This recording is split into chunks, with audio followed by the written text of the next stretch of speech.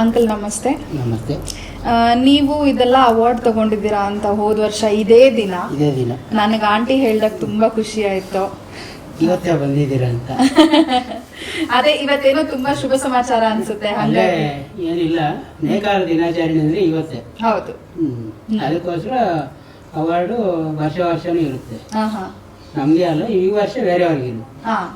So ಇದ್ರಲ್ಲಿ ನಿಮ್ದು ಏನ್ ಸ್ಪೆಷಾಲಿಟಿ ಅಂತ, ನೀವೇನ್ ಮಾಡಿದೀರಾ ಅಂತ ಇದನ್ನ ನೋಡ್ಬಿಟ್ಟು ಅವ್ರು ನಿಮಗೆ ಅವಾರ್ಡ್ ಕೊಟ್ಟಿದ್ರು. ನಾವು ಇದರಲ್ಲಿ ಈ ಡಿಸೈನ್ ಮೇಲೆ ಅವರು ಅವಾರ್ಡ್ ಕೊಟ್ಟಿರೋದು. ಈ ಡಿಸೈನ್ ನಾನು ಸೆಲೆಕ್ಟ್ ಮಾಡಿ ನಂಗೆ ಈ ತರನೇ ಬೇಕು, ಈ ತರನೇ ಬೇಕು ಅಂತ ನಾವು ಅವ್ರು ಕೋರ್ಸ್ ಮಾಡಿ ನೀವ್ ಹೇಳಿರೋದು ಹಿಂಗ್ ಬರ್ಬೇಕು, ಇದೆಲ್ಲ ಹಿಂಗೆ ಕಾಣಿಸ್ಬೇಕು ಅಂತ. ಇದ್ರಲ್ಲಿ ಏನೋ ಒಂದು ಟರ್ನಿಂಗ್ ವರ್ಕ್ ಅಂತ ಇದ್ರು. ಬಾಡಿ ಇವಾಗ ಟರ್ನಿಂಗ್ ಮಾಡ್ತಾ ಇದ್ದಲ್ಲ, ಸೇಮ್. ಓಕೆ, ಎಲ್ಲಿರುತ್ತೆ ಅಂತ ಒಂದ್ಸರಿ ತೋರಿಸ್ತೀರಾ? ಇಲ್ಲಿ ಕೂತಿರುತ್ತೆ ನೋಡಿ, ಟರ್ನಿಂಗ್. ಇದನ್ನ ಟರ್ನಿಂಗ್ ವರ್ಕ್ ಅಂತ. ಬಾಡ್ ಮಾತ್ರ ಟರ್ನಿಂಗ್ ಸೇಮ್ ಇವಾಗ ಮಾಡ್ತಾ ಇದೀನಲ್ಲ, ಅದೇ ತರನೇ ಇದು ಟರ್ನಿಂಗ್. ಓಕೆ. ಇದು ಮತ್ತೆ ಸಪರೇಟ್ ಕೈಯಲ್ಲಿ ತಿರುಗಿಸ್ಬೇಕು ಅಂತ ಅಂದ್ರೆ ಲಾಲಿಯಲ್ಲಿ ಕೈಯಲ್ಲಿ ಟರ್ನ್ ಮಾಡ್ಬೇಕು ಇದನ್ನ. ಇವಾಗ ನೀವು ಬಾಬಿನ್ ಅಂತೀರಲ್ಲ, ಅದನ್ನ ಲಾಲಿ ಅಂತೀರಾ, ಅದರಲ್ಲಿ ತಿರುಗಿಸ್ತೀರಾ ನೀವು? ಟರ್ನಿಂಗ್ ಮಾಡ್ಬೇಕು. ಓಕೆ. ಇದು ನೀವು ಎಷ್ಟು ವರ್ಷದಿಂದ ಮಾಡ್ತಾ ಇದ್ದೀರಾ? ನಮ್ಮದು ನಾವು ಹುಟ್ಟಿದಾಗಲಿಂದ, ಅಂದರೆ ನಾವು ಈ ಫೀಲ್ಡ್ಗೆ ಇಳಿದಿದ್ದೆ 91ರಲ್ಲಿ. 91. ನಾನು ಹುಟ್ಟೋಕ್ಕೂ ಮುಂಚೆ ಹಾಗಿದ್ರೆ. ನಾವು ಕಾಲೇಜಿಂದ ಎಲ್ಲ ಬಂದಾಗ ನಮ್ಗೆ ಆಂಟಿ ಕರ್ಕೊಂಡೋಗ್ಬಿಟ್ಟು ತುಂಬ ಕಡೆ ಎಲ್ಲ ತೋರಿಸಿದ್ರು. ಇವತ್ತು ಎಲ್ಲ ನೋಡ್ಕೊಂಡ್ ಬಂದ್ವಿ ನಾವು. ಏನು ಅಂತ ಅಂದರೆ, ಸಿಲ್ಕ್ನ ಮಾಡೋದು ಎಲ್ರೂ ಹೇಗೆ ಮಾತಾಡ್ತಾರೆ, it is a very small thing and a small detail, but it is not. Rather, you will see a lot of yarns coming through the looms that you can see in the background here. And making things like this takes a lot of effort. ಈ ಸೀರೆ ಮಾಡೋದಕ್ಕೆ ನಿಮ್ಗೆ ಎಷ್ಟು time ಹಿಡಿತು?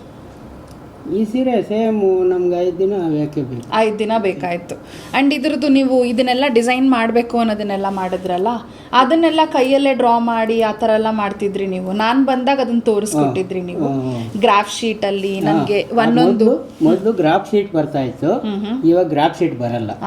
ಇವಾಗ graph ಶೀಟ್ಗೆ ನಮ್ಗೆ cost ಜಾಸ್ತಿ ಆಗೋಗುತ್ತೆ. Okay.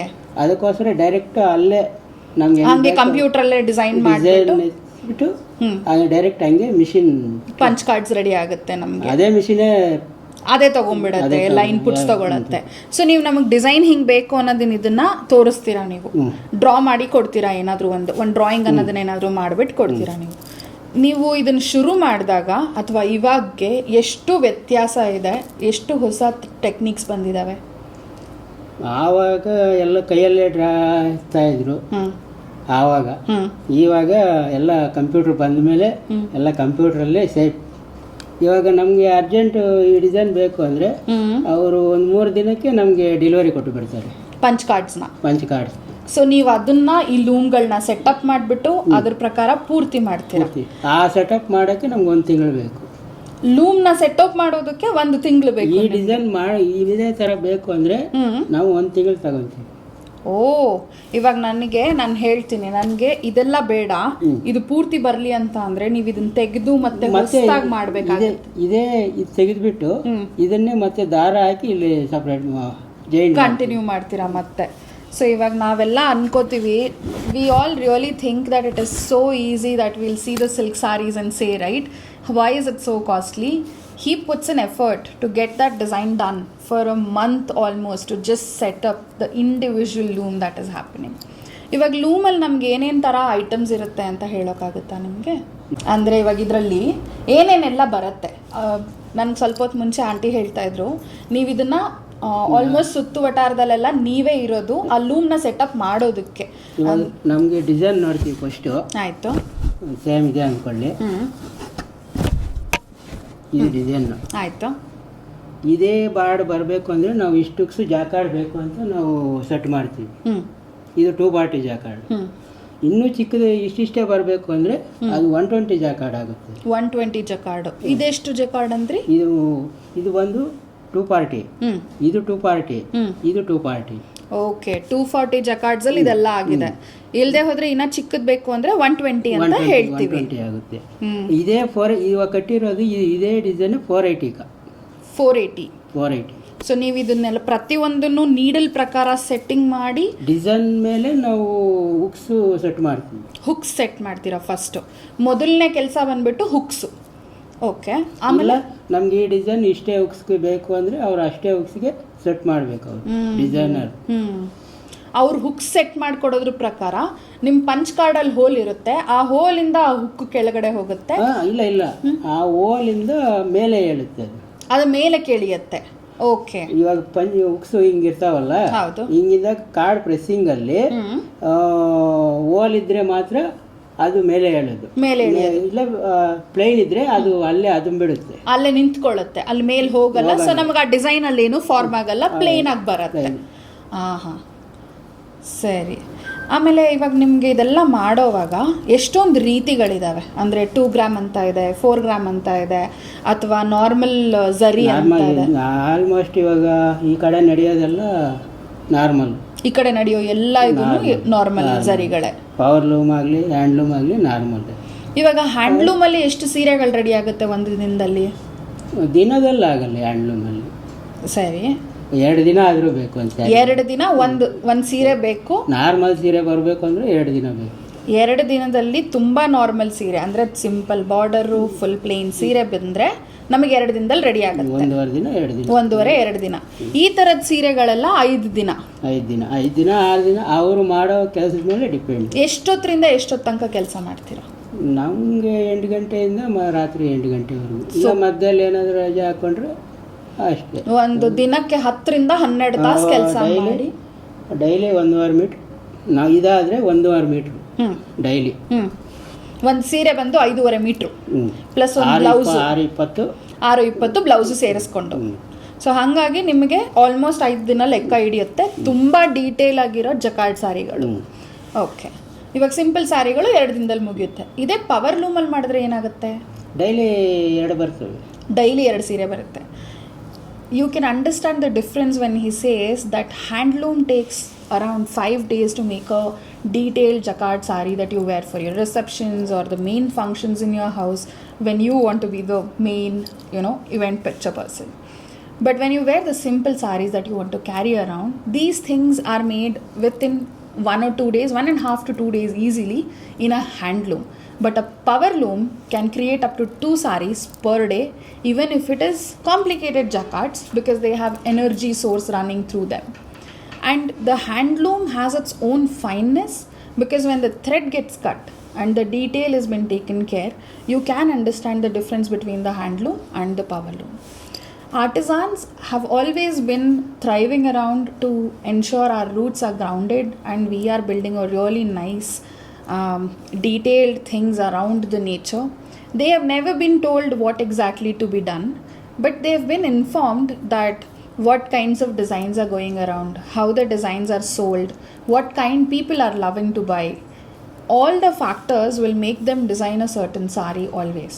And when you see the trends and colors and details, this is all given by the people who are selling sari in the stores, and that comes back to them as a feedback. So they know that there is certain design that is getting famous, and they know that there are certain designs that they would like to try and put it out. Things like these.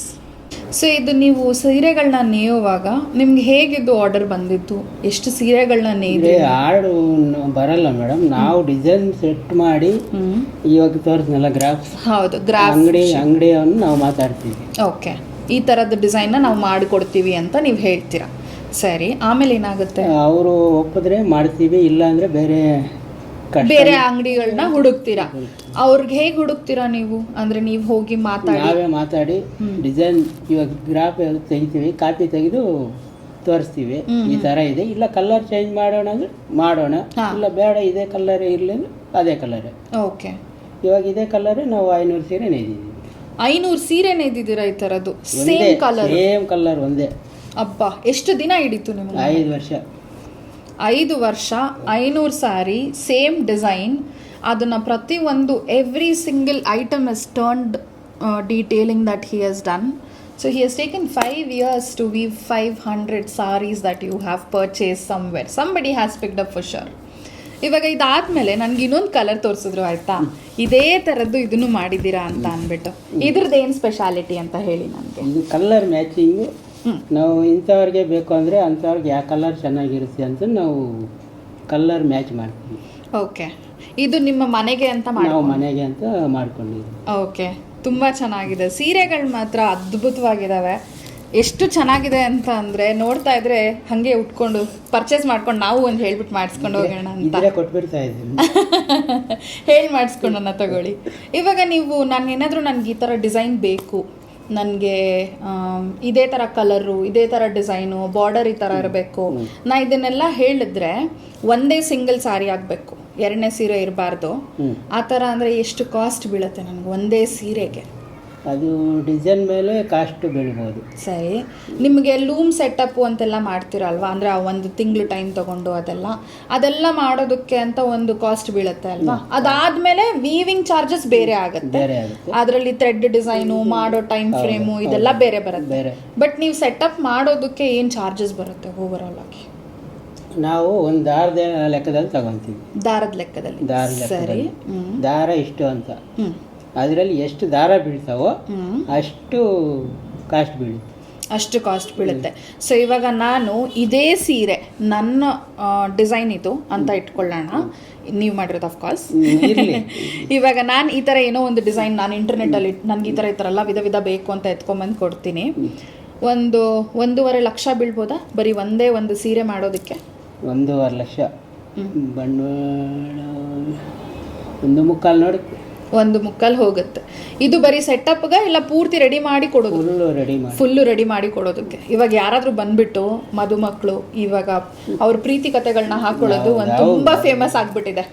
ಇಲ್ಲ ಅವ್ರ life ಕಥೆನ ಹಾಕ್ಸ್ಕೊತಾರೆ. ಅಂದರೆ ಇವಾಗ ತುಂಬ ದೊಡ್ಡವರು ಎಲ್ಲರೂ ನಾನು ಇಂಥದನ್ನೆಲ್ಲ ಮಾಡ್ಕೊಂಬಂದಿದ್ದೀನಿ ಜೀವನದಲ್ಲಿ ಅಂತ ಅಚೀವ್ ಮಾಡಿರೋದನ್ನು ಮಾಡ್ತಾರೆ. ಅವ್ರ ಕಥೆನ ಹಾಕ್ಸ್ಕೊಳ್ಳೋದಕ್ಕೆ ಅಂತ ಮಾಡೋವಾಗ ಅವ್ರು ಮಾಡಿಸ್ಕೋತಾರೆ ಅಂತ. ಅದು ಏನಾಗುತ್ತೆ ಅಂದರೆ ಅವ್ರದ್ದು ಲಾಂಗ್ ಇದ್ರೆ ಒಂದೇ ಸೀರೆಗೆ ಲಾಂಗ್ ಬೇಕು ಅಂದರೆ ಆವಾಗ ಕಾಸ್ಟ್ ಹತ್ತಾ ಹೋಗುತ್ತೆ. ಓಕೆ, ಇವಾಗ ಒಂದು ಮೇನ್ ಅಚೀವ್ಮೆಂಟ್ಸ್ ಅನ್ನೋಣ, ನಂದೇ ಎಕ್ಸಾಂಪಲ್ ಹಿಡಿಯೋಣ. ನಾನು ಕಾಲೇಜ್ ಎಜುಕೇಷನ್ ನಿಫ್ಟ್ ಮುಗಿಸ್ಕೊಂಡೆ, ಟಾಲಿವುಡ್ಡಲ್ಲಿ ವರ್ಕ್ ಮಾಡಿದೆ, ಇನ್ನೊಂದೇನೋ ಮಾಡಿದೆ, ನಂದೇ ಇವಾಗ ಡಿಸೈನ್ ಹೌಸ್ ಮಾಡ್ತಾ ಇದ್ದೀನಿ. ಈ ಅಕ್ಷರಗಳು ಯಾವಾಗ ಲಾಂಗ್ ಆಗ್ತಾವೋ ಆವಾಗ ನಾವು ಶಾರ್ಟ್ ಮಾಡ್ತೀವಿ. ಶಾರ್ಟ್ ಮಾಡಿ ಅದ್ರ ಫುಲ್ ಸ್ಯಾರಿಗೆ ಟಚ್ ಮಾಡಬೇಕು, ಅದನ್ನ ಇದು ಮಾಡಬೇಕು. ಸೊ ಹಾಗಾಗಿ 1.25 ಲಕ್ಷದಿಂದ ಇವಾಗ 2.5 ಲಕ್ಷಕ್ಕೆ ಹೋಯ್ತು ಹಾಗಿದ್ರೆ.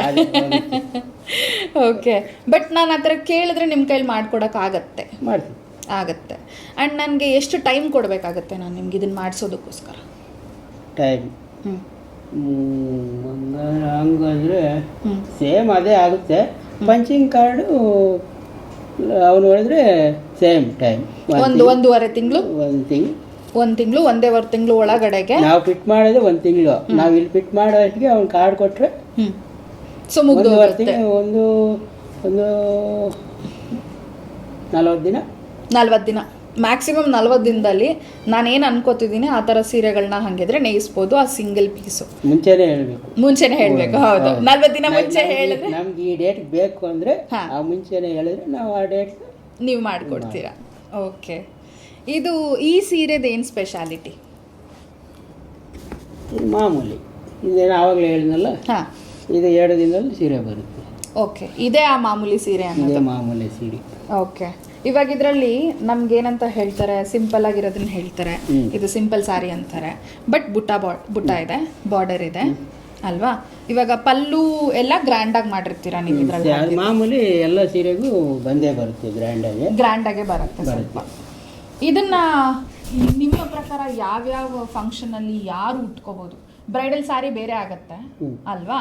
ಇವಾಗ ಬ್ರೈಡಲ್ ಸ್ಯಾರಿ ಅಲ್ಲ ಅಂತ ಅಂದ್ರೆ ಇಂಥ ಸೀರೆಗಳನ್ನ ಎಲ್ಲೆಲ್ಲಿ ಉಟ್ಕೊಬಹುದು? ಮಾಮೂಲಿ ದೇವಸ್ಥಾನಕ್ಕೆ ಹೋಗುವಾಗ ಉಟ್ಕೋಬಹುದು, ಅವ್ರ ಮನೆ ಫಂಕ್ಷನ್ಸ್ ಉಟ್ಕೋಬಹುದು, ಏನೋ ಮನೆಯಲ್ಲಿ ಹೋಮ ಪೂಜೆ ಪುನಸ್ಕಾರಗಳು ಇದಕ್ಕೆಲ್ಲ ಉಟ್ಕೋಬಹುದು.